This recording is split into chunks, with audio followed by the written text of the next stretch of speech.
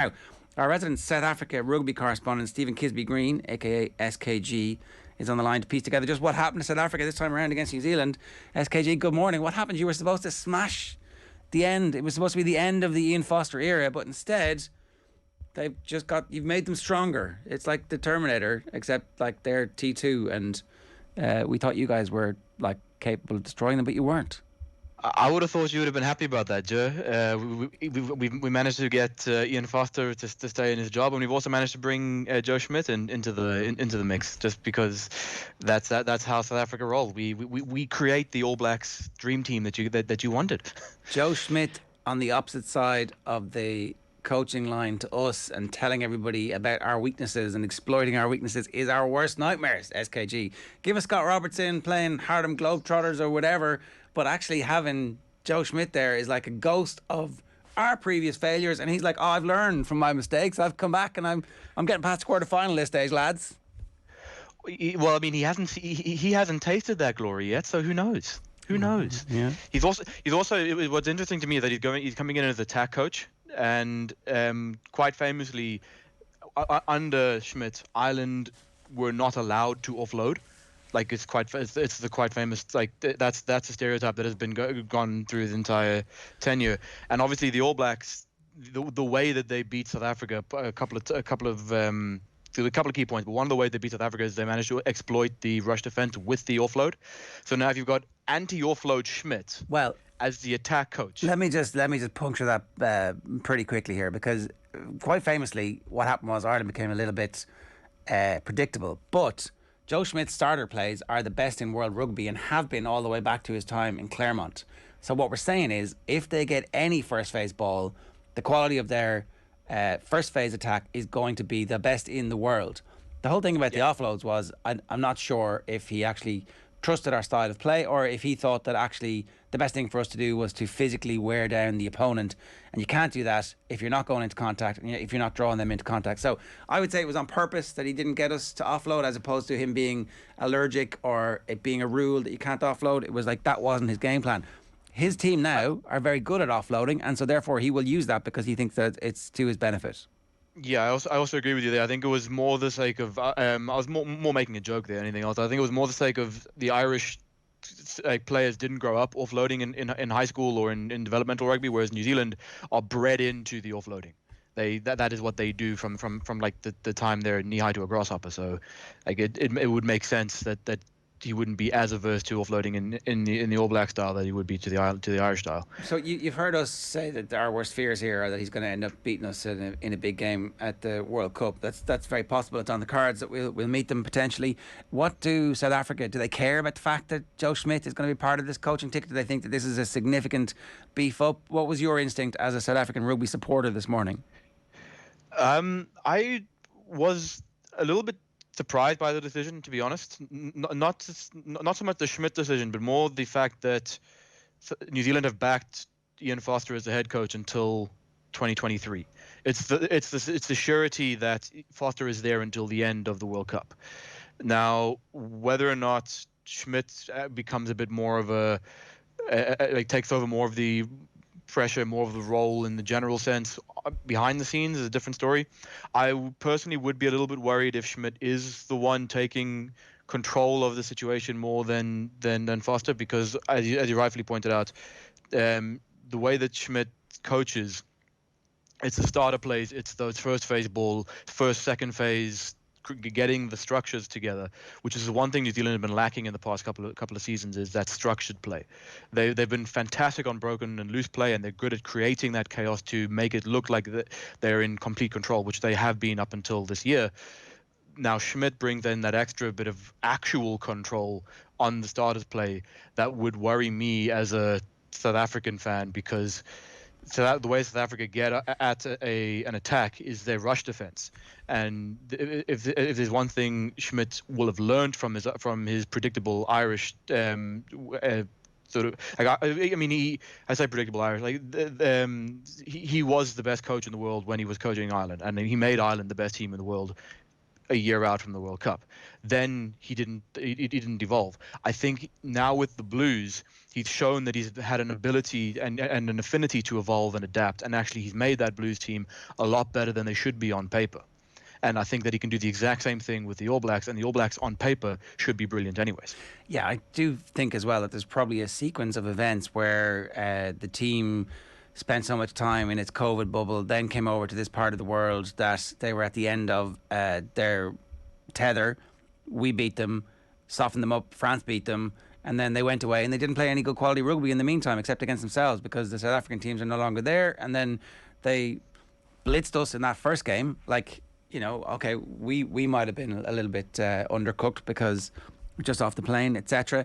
And then Ireland played really well, like our two best ever performances in our rugby history, and beat them. Like, there's a load of different reasons why why New Zealand weren't at the pitch of the game until the second test against South Africa. And the truth is probably somewhere between the first and second test against South Africa. They are beatable. They can also kill you if things go right for them.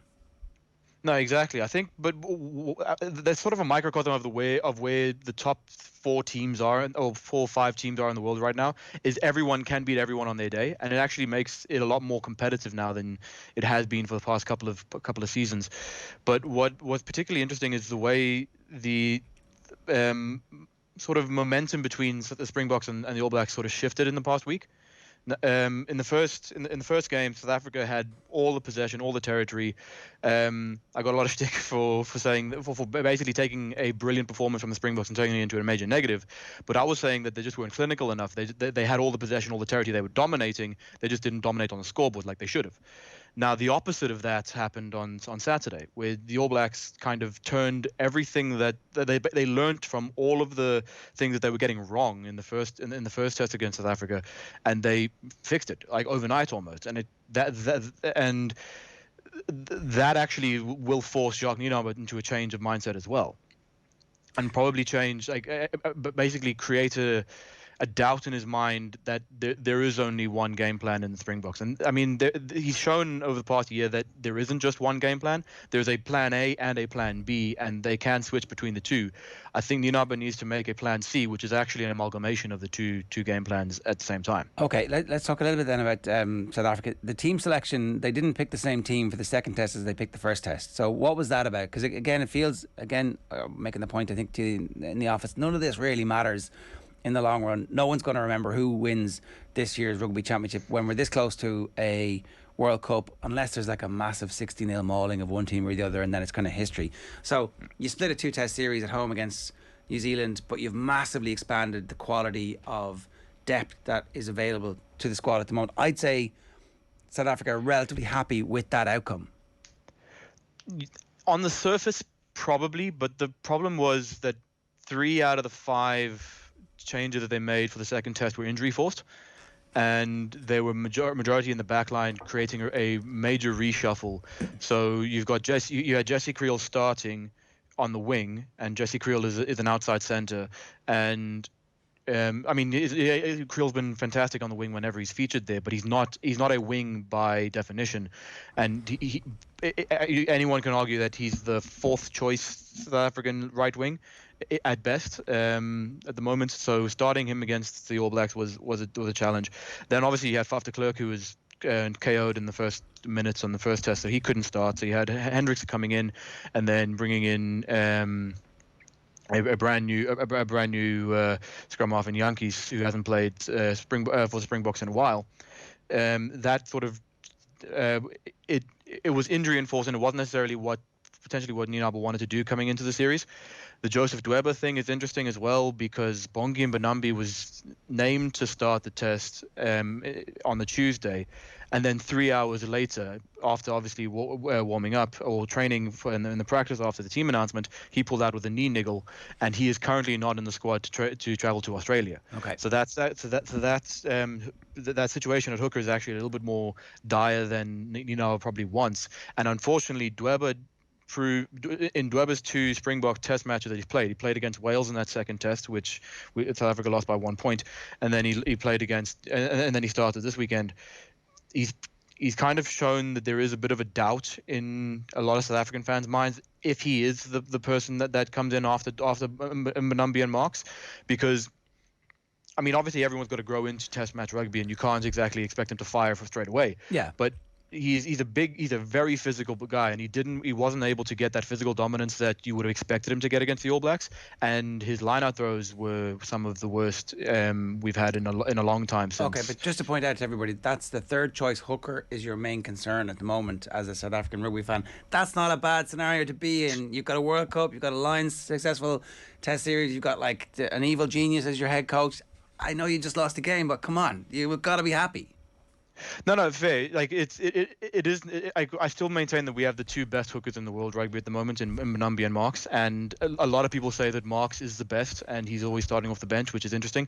But that's only a positive if we use them correctly, and but if we you don't will in win, the World Cup, isn't that the point? Like well, this is all shadow boxing now. So you don't put everything on tape that you're going to put on tape in the group series or in the quarterfinals, semi-finals, and finals of the World Cup.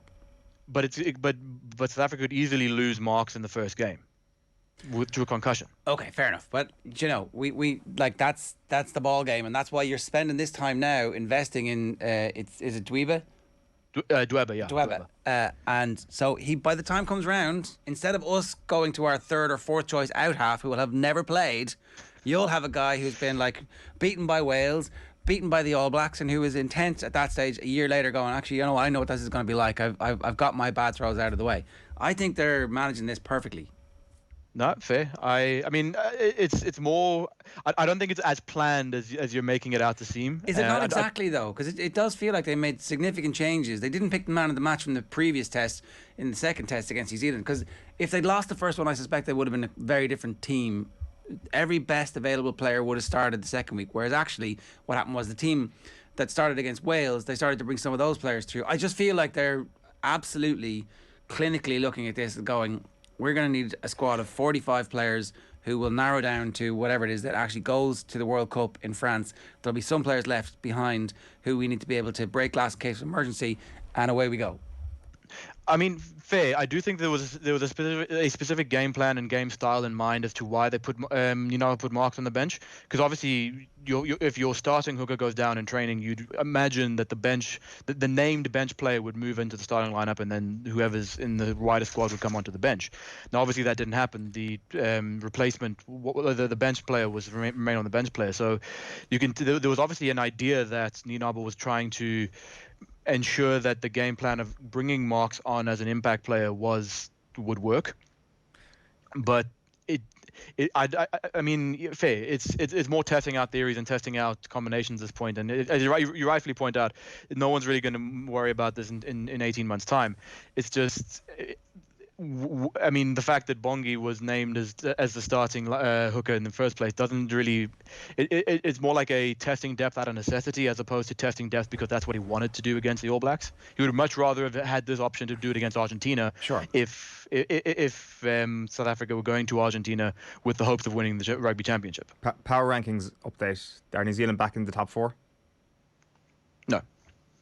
Where are they? After one excellent performance where they nullified one aspect of the Springbok game, particularly, and that was a breakdown, I don't see that they have fixed all. They've papered over cracks, and I will only be able to legitimately say that they are in the top four after they beat Argentina twice and Australia at least once. I hate to disagree, but the official World Rugby World Rankings, which are obviously always correct, have them up at number 4. They're on 87.76 points. South Africa on 87.78 points. Oof. So in a couple of rounds, we could have a world where New Zealand are ahead of South Africa in the World Rankings and therefore a better team than them, unquestionably. Yes, but at the end of the Rugby Championship, South Africa could be world number 1. So if ifs and buts and all that sort of thing, then we'd all have a lovely Christmas. Good stuff, SKG. Thanks a million. Cheers, guys.